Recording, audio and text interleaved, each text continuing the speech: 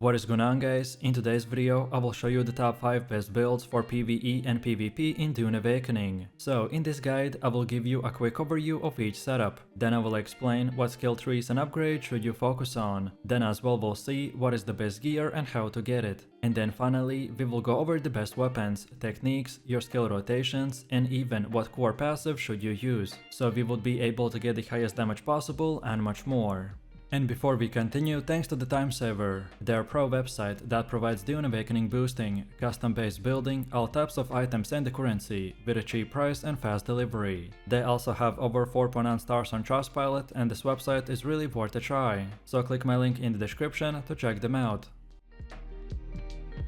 So moving over to the first one, which is the balanced build. This setup will focus on versatility, enabling both effective combat and resource gathering. This is designed for a well-rounded playstyle that allocates skill points across all the 5 class skill trees. We will target a bit of everything, so survivability, mobility, ranged and melee weapon damage, as well as some environmental resistance, to create this hybrid build which is suited for both solo and small groups. The build includes a combination of active abilities and techniques, like Jaw from the Trooper, Mentant and the Swordmaster archetypes. Our core range damage ability is the Air Burst and the Suppressive Fire, to handle PvE super easily. Then mobility-wise, techniques from the Ben Gesserit tree will support stamina conservation and repositioning in the combat. A melee option, such as the spinning or the heavy strike attack, also provides fallback strength in the close quarter fights. Then utility-wise, from the Planetologist tree, we will take survival skills or improved harvesting efficiency. This combination will support both combat engagements and prolonged resource runs in the hostile environments. Then passive skills are disrupted to enhance performance across categories like the damage output, resource harvesting, stamina regeneration, shield recovery, and environmental resistance. These bonuses will make the character more sustainable during prolonged fights without sacrificing too much in the combat effectiveness. The playstyle centers on combat flexibility and the environmental efficiency. Also, this build is ideal for players who want a consistent performance across various activities, without having to swap builds frequently. It's especially well suited to newer players exploring their options. And lastly, to optimize the build, you should equip weapons that match its hybrid nature, such as for example pairing a disruptor rifle with a lightweight melee weapon. Then armor and stealth suits should prioritize stamina and the heat resistance while preserving mobility. Overall, your main abilities can be swapped based on the mission needs, so more damage for team play, more resilience for solo runs, and etc.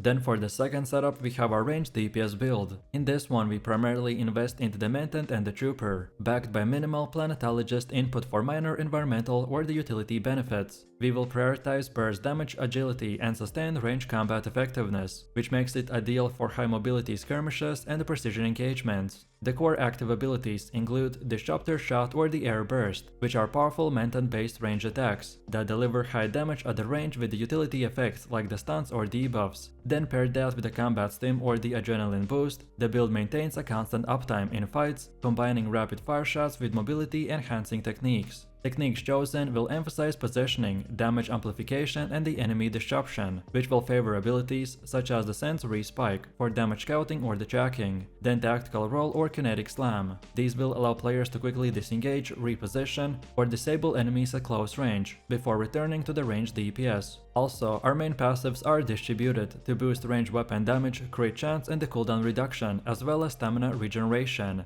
Trooper nodes may contribute extra durability and the shield recovery, while Mentant upgrades emphasize burst windows and precision. In combat, the build plays as a mobile marksman. Its ideal engagement involves initiating with a high impact range skill, then sustaining fire while dodging and rotating through the skills. It performs well in open terrain or when kiting enemies, and works effectively in PvE and PvP, when controlling the distance is key. On top of this, gear-wise, the build excels with disruptor rifles or the pulse carbines, light or medium armor for the stamina efficiency, and mods that lower cooldowns or improve damage consistency. It is best suited for players who favor fast, accurate, and high impact range, with tools to disengage or reposition on demand.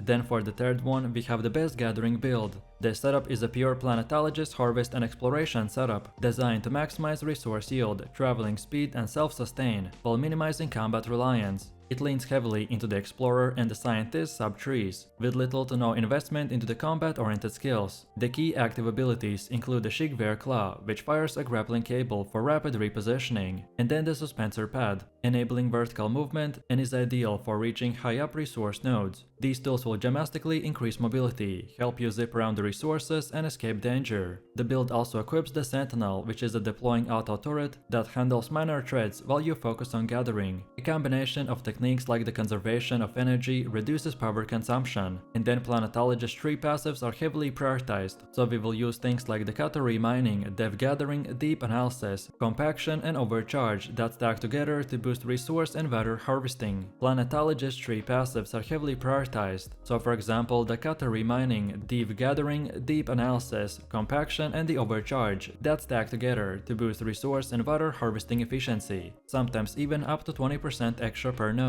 Then Bene Gesserit tree passives like the Mountaineer and the Stillsuit Seals will further help by reducing stamina drain during climbing and improve hydration conservation, which is critical in this desert environment. Then Trooper and Menton supports are minimal, but could include basic vehicle scanning or vehicle mining to complement on-foot gathering. In practice, this build excels in solo or small group resource runs. Players can super quickly reach and harvest spice beds, water juice sites, or mining nodes with minimal downtime. Mobility tools will allow efficient movement between hotspots, while turrets and passive durability will help you fend off weak enemies. On top of this, the passive yield bonuses will make each run more productive than the average. So as I said, you will get anywhere from 20 to 40% more resources. But then however, combat-wise it's not as effective. So with this build, engagements are best avoided or outsourced. Overall, this planetologist build is ideal for players who want to prioritize supply and gathering insane amount of resources.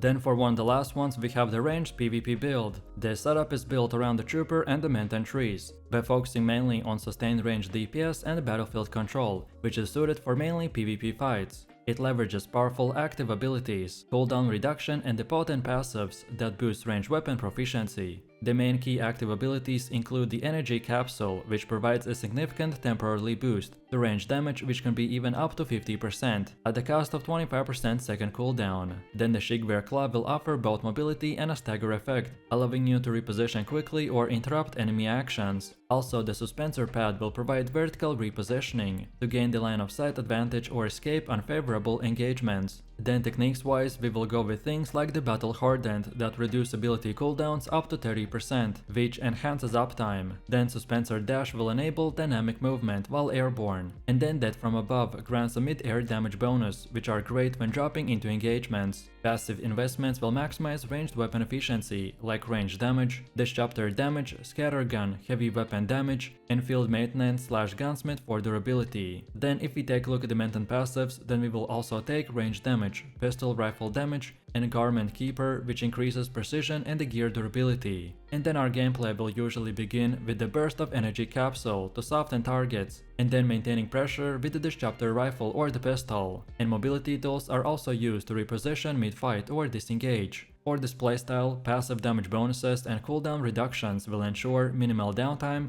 and very high burst consistency. For gear, I recommend to equip Disruptor Rifles and pistols, then durable midway armor and steel suit parts to preserve stamina. Focus on mods that improve cooldowns, weapon damage, and mobility effectiveness. This build will excel in PvP by combining high burst potential, airborne advantages, and consistent cooldown cycling. It's ideal for players who want to dominate from a distance, maintain space, and strike quickly while using clever movement to stay out of harm's way. And now for the last setup, we have an aggressive melee build that is centered on the Bene Gesserit and the Swordmaster skill trees, and specifically tailored for the close quarter PvP combat. It blends defensive mastery and manipulation of the Bene Gesserit with precision and lethality of the Swordmaster to excel in duel situations and small skirmishes. You want to start investing in defensive and the control tools from the Swordmaster, and then also allocate some points in deflection, which will let you enter a defensive stand to block or deflect incoming ranged attacks, which is perfect for closing distances safely. Also, we picked mobility-oriented melee techniques, like knee charge to engage quickly or disrupt enemy positioning. On the Bene Gesserit side, select the Voice Compel, which gives you powerful crowd control by forcing enemies into range or out of position, and then follow that up with the movement enhancing techniques like the Prana Bindu Sprint or the Dodge Mastery, to flank, reposition, or dodge through the enemy lines. The synergy between mobility and the forced engagement will empower your offensive burst. Also, passive choices will bolster your melee dominance, so Swordmaster nodes will increase blade damage, attack speed, and the stagger chance, while Bengazuret passives like the self-healing and vitality will enhance the personal sustain. Also, if you get a focused rudder, then on stamina regeneration it will ensure a non-stop blade pressure. Combat flow will begin with deflection stance to absorb gunfire, then follow that up by mobility maneuvers to close in. Also, use voice to dispel or disoriented enemies, and then allow the combo with a heavy or short blades. Also, for this playstyle you want to maintain momentum with quick evades and the recharge cycles, which will keep you in control of the engagements and the pacing. For equipment, I recommend to include short swords or the daggers for speed. Then also get medium or lightweight armor for optimizing stamina sustain, and passives that will boost melee burst or the cooldown speed. Overall, this hybrid build will thrive in PvP, 1v1 and melee heavy skirmishes. You can outmaneuver enemies, withstand ranged shots, and deliver punishing blade bursts. It is ideal for players who enjoy agile, aggressive melee play, with strategic utility tools at their disposal. So, let me know what you think about these builds in the comments below. If you enjoyed this, then you don't want to miss my previous videos, where I showed you the best class tier list, best character build guides, and much more. So click the screen now, and I'll see you in the next one.